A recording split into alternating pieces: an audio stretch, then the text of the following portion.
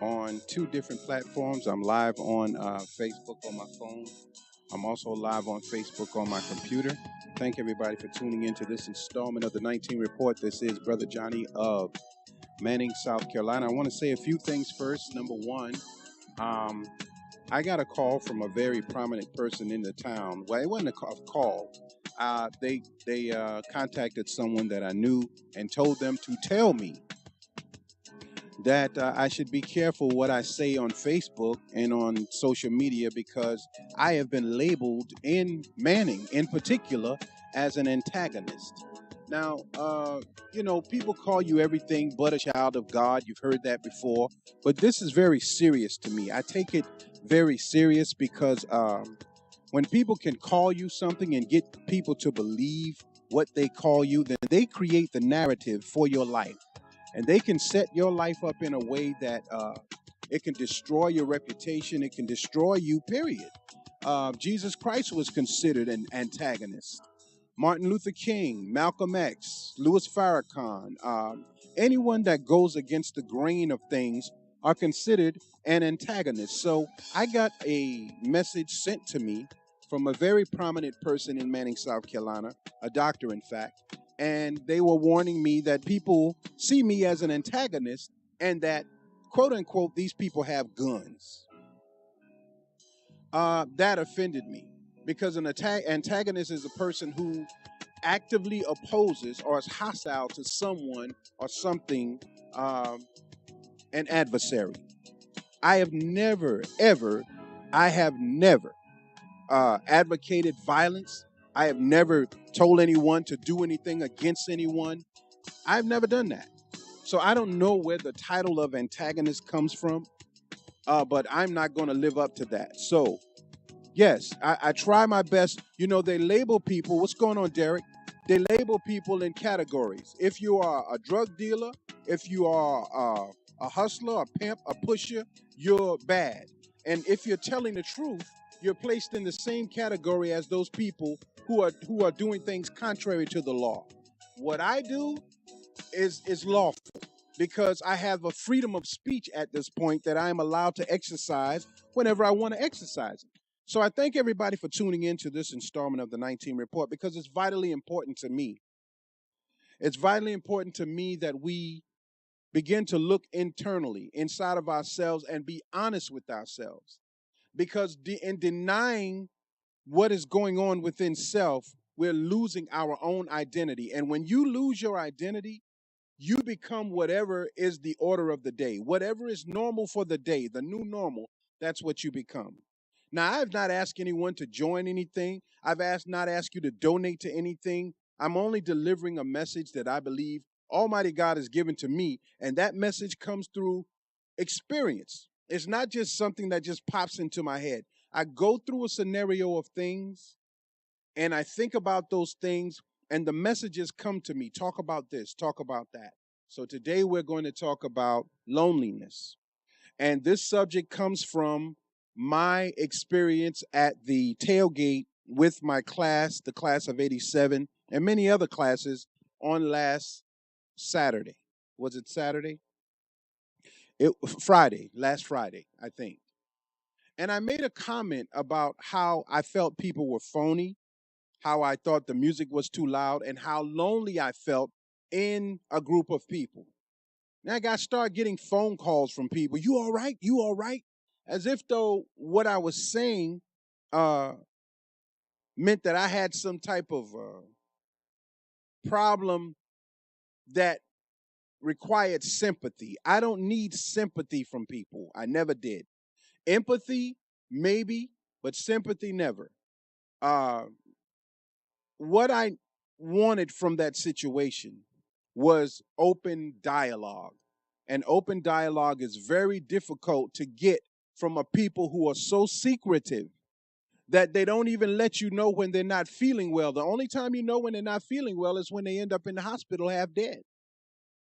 They don't let you know when they're depressed, when they're hurting. But these medical and mental and spiritual and social conditions are destroying us. It's destroying the people. So if you would like to join up with us, you can join me on Facebook. I'm at the 19 Network. I'm also live broadcasting on the mainstream. If my phone rings or if I get a beep or anything like that, I'm not in a position to do anything about it. What's going on, Anthony Mazan? I appreciate that. I can see on my phone certain things that I can't see on the computer, so I'm looking both ways at the same time. But anyone that responds, hey Melissa, how you doing? I appreciate it. Anyone that responds, I appreciate it. Melissa, I'm talking a little bit about what I felt at the tailgate, and after looking into the psychological side of things, how this is really becoming an epidemic. So I want to go into a few topics today, and the first one I'm going to go into on my phone. I can't go into it, but I will be uploading this again so that you can see the actual articles that I'm using in order to back up what I'm saying. This first article comes out of Psyche Central, and the title of the article is "Loneliness Epidemic Growing into Biggest Threat to Public Health." Most people aren't even aware that the illness they feel comes from loneliness. You can be in a crowd of people, and if what they are talking about or what they are engaging in is not what your spirit, your soul needs for the moment, you're going to be lonely. My intent for the class of 87 was to come out with some of that old 80s music, 87, 90s music, to learn people that I didn't know in school, because most of you I didn't know. We were just in different classes. We had all of these different groups. We had the Fresh Five, we had the Cool Kids, we had the BMO Seeds, we had all of these different groups of people, and we didn't get to know each other. My desire at my age, I'm 48, 49 years old, I want to know people. You don't know how long you're left on this earth. So at the event, yeah, I got very lonely. But I know when a feeling like that comes over me, God is trying to tell me something, not only for me, but to share with others. So I want to share some of this information, and I hope you'll be patient with me. We won't be on very long. The title of this commentary is Loneliness Epidemic Growing into Biggest Threat to Public Health. Now, I want to read this. They did a study that came out on the first of the month, but they did it on Valentine's Day of this year. And it says that loneliness and social isolation can be a greater public health hazard than obesity, and their impact will continue to grow according to researchers. Presented at the 125th Annual Convention of the American Psychological Association. Now, I like people who study things. I don't like to be around people who just assume things. It's like you assume that I'm an antagonist because I speak contrary to what is the normal. But I've never told anyone to hurt anyone, kill anyone, get any guns, do anything. People that know me, that come talk to me, I'm always encouraging them to do what I would want to do, what I treat people like I would want to be treated. But this is becoming an epidemic, a real health issue, loneliness, even in a crowd of people. And this is one of the reasons why we seek out more than one relationship, because the person or persons that we are with don't understand, and they're not feeding the inner self that needs companionship. It says being connected to others socially is widely considered fundamental human need, crucial to both well-being and survival. Extreme examples show infants in custodial care who lack human contact fail to thrive and often die. Now, I want to say that first. And I want to thank everyone that tuned in. And I want to say, I understand you got things to do. It's no problem to me if you click off. That's fine. You can look at it another time. But we are raising our children on computers. We are raising our children on Xboxes and on games, consoles. Most of them aren't getting the interaction necessary to develop properly. So whatever is introduced to them is what they accept, unfortunately. And by the time we are able to recognize that we have lost something in them, it's almost impossible to bring them back in. So loneliness is a health epidemic because loneliness causes the individual to seek out something that will stimulate their inner self. My situation out at with the class of 87 was I was simply not stimulated at all. It's no one's fault. We all talk about the things we are accustomed to. But I don't want to talk about sports. I'm not a sports fan. I don't want to talk about jobs. And the only things I want to talk about money is how to make more of it. And don't tell me that you're making the money, but tell me how I can do the same thing that you're doing. In other words, growth. And without growth in me, there's a lot of loneliness. And without growth in most people, there's a lot of loneliness that causes us to digress. It causes health issues, mental issues, sleep disorders, all of these different issues, heart problems, blood pressure problems, cholesterol problems, because we're eating so much. So this article says approximately 42.6 million adults over the age of 45 in the United States are estimated to be suffering from chronic loneliness, according to the AARP loneliness study. I love organizations that study situations. I told the young man on the internet, you all want to know everything, but you don't want to learn anything. So most people just want to say what's on their mind without study. And without study, we can't give a proper and accurate diagnosis for an issue. We're talking about loneliness, and it is something that I hope we will begin to focus on. I wanted to touch a little bit on the loneliness epidemic, and this article from the Psych Central, and the study that was done on Valentine's Day, and the study was released on the 1st of October, and the findings are staggering.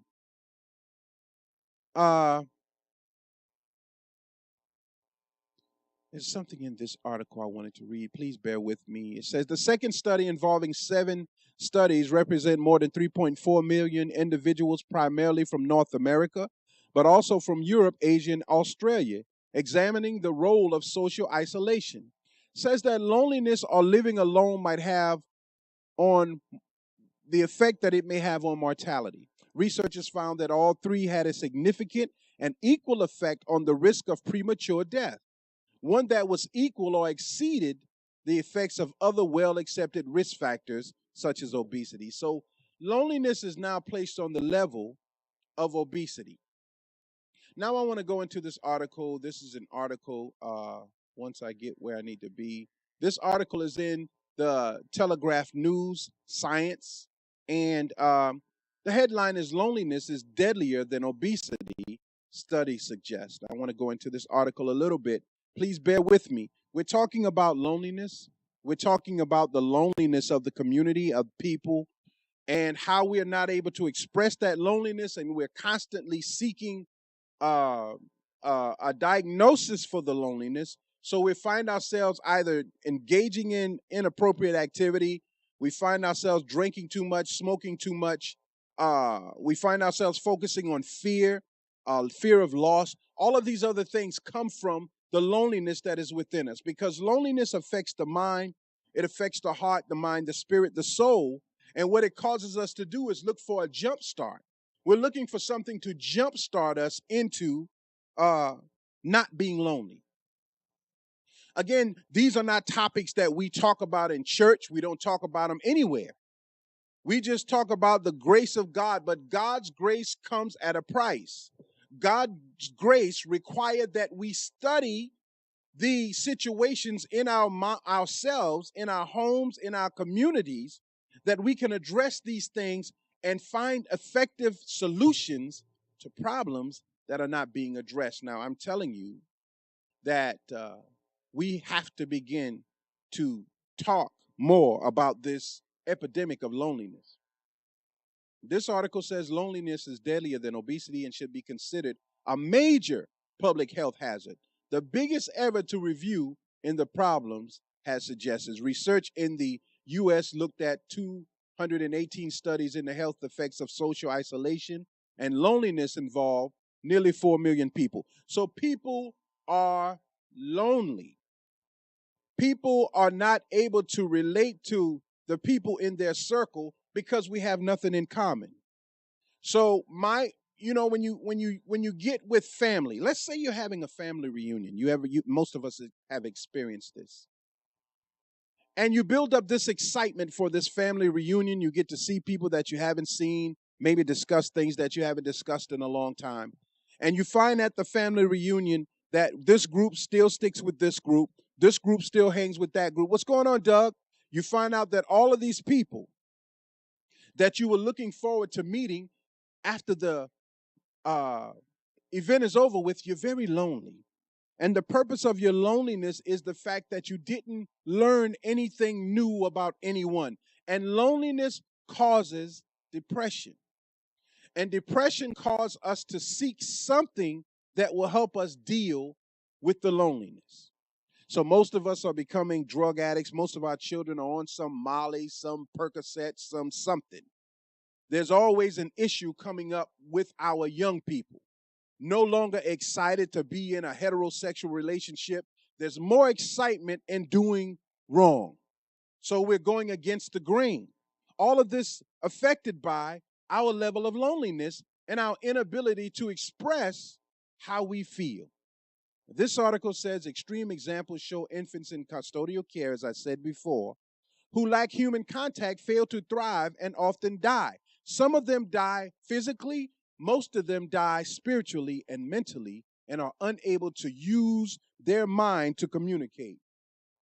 Yes, sir, I appreciate that, big brother. I was saying earlier, man, that I got a call from somebody, Doug, that labeled me and Manning as an antagonist, big brother. They say that I'm causing trouble by the things that I talk about because I'm trying to get people to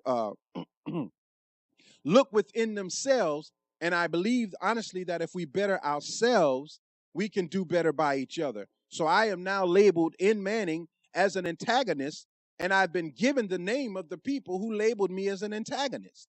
And this is coming from a prominent person in this town uh, who delivered that message to me. Now, I'm going to close with this. And I'm going to close on my phone as well because I'm broadcasting too. And I'm also recording.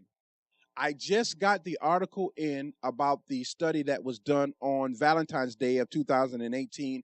And the article was released on October the 1st. That's a few days ago. And here's the title: I'm surrounded by people, but I feel so lonely. I want to read some of this to you. I wish I could have highlighted it, but I want to explain to you how this goes. It says when the BBC, that's the British broadcast, I think, network or something like that. I don't know. Wait a minute. Let me see. Maybe up top. I don't give you the wrong information. That's horrible. It just says the BBC News. So we're going to go with that. BBC News. It says when the BBC launched the loneliness experiment on Valentine's Day 2018, a staggering 55,000 people from around the world completed the survey, making it the largest study of loneliness yet. Claudia Hammond, the lady pictured above, investigated the project, looks at the finding, and spoke to 3 people about their experiences of loneliness. Now, I want to read this, and then we're going to close. But I like to back up what I'm saying with facts. Now, if facts is being antagonistic, then antagonistic I am. Jesus was labeled an antagonist. Like I said before, any leader that goes against the grain is considered an antagonist. Even Nat Turner, who was fighting for the freedom of his people and fighting to teach the Bible in a way that it could relate to our people, was considered an antagonist. So you have people now. There's one person in particular on my page. I won't mention their name because I'm going to give them time to out themselves. They will. They will, because you can't hold in hatred when you're trying to pretend to be the nice person. You can't hold in hatred when you're the one that is really inciting hatred. So I'm just going to hold back for a minute. And in most cases, most of the people that I deal with used to be friends of mine. But they had some underlying issue with me to start with. And now it's going to come out. So it'll come out sooner or later. But most people are trying to act as if though they're so righteous, so holy in Christ, so holy in the church. And because you're in a relationship with someone other than a person of your race, you're going to fight that fight to justify what you've done. I have nothing to do with who you marry. I have nothing to do with who you fall in love with. But I do have something to do with the message that God gives me to deliver. And you are deterring that message by trying to make it seem like what I'm saying is breaking up the people, but what you're saying is bringing them together. And that's what we think church does. But church does not do that.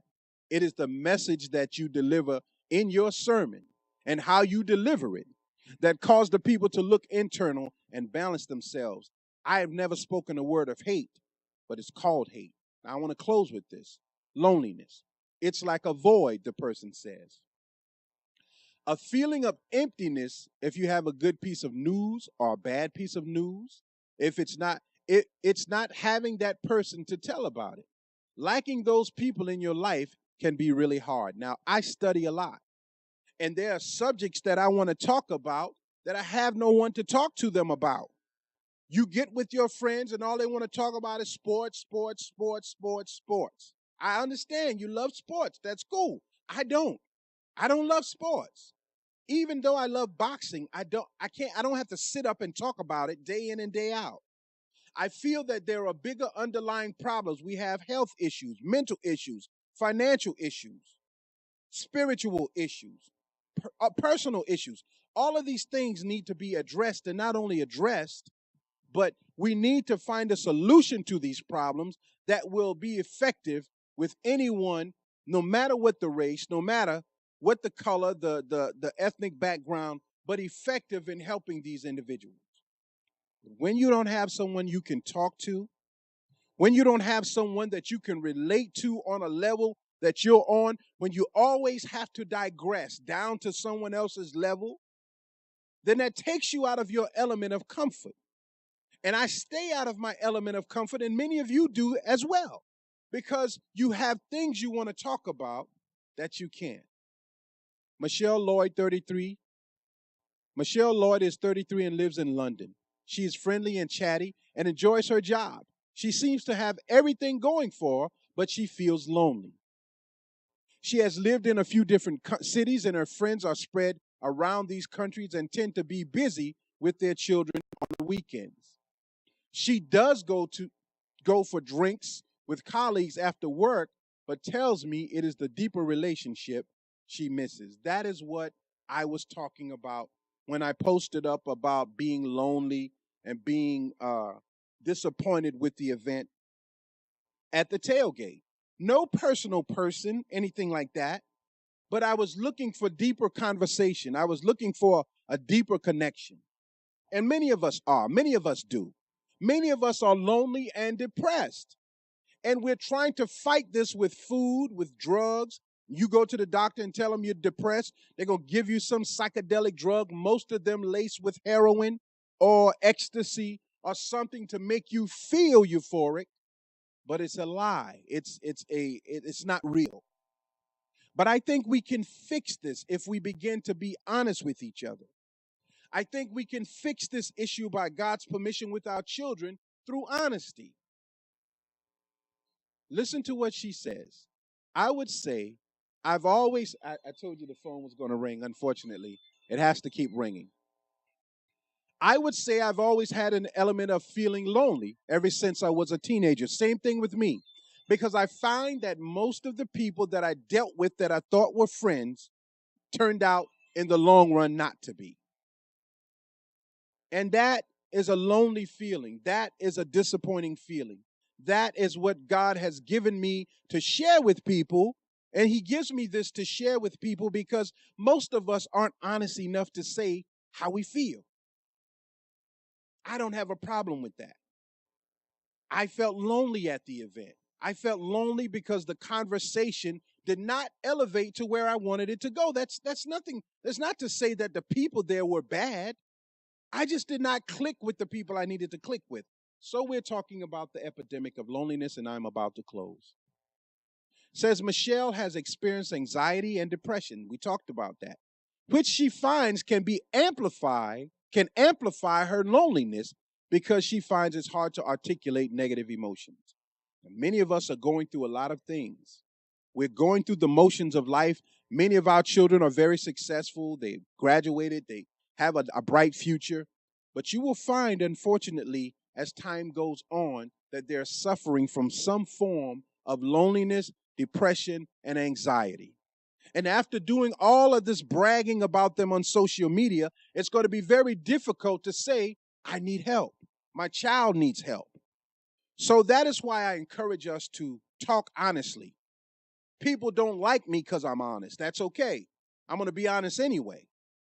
I have to be. I can't hold that in me. And I would encourage you to do the same. Says, if I'm in a group, and I'm closing with this is Michelle talking, one of the people who was in the study.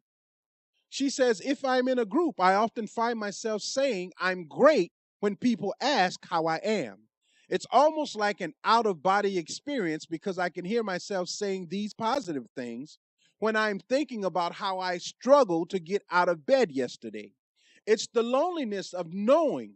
It's the loneliness of knowing how you feel in your own head and never being able to tell people. That is what I'm talking about. It's not a difficult thing. You feel lonely, you say, look, I'm lonely. When I'm depressed, I tell my wife in a heartbeat, I'm feeling kind of depressed today.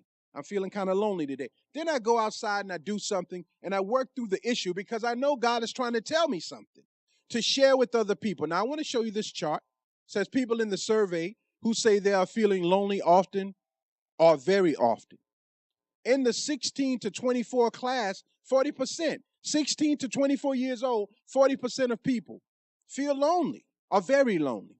From 26 to 34, 30%, 35 to 44, 35%, and my class, 45 to 54, about 32%.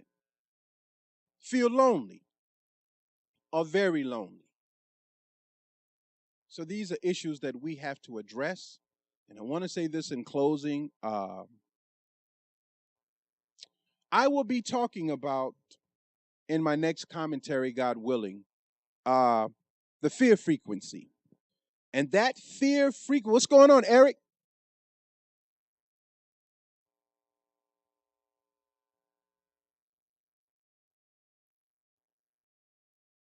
I appreciate that, man. I appreciate that. That's why I think talking is very important.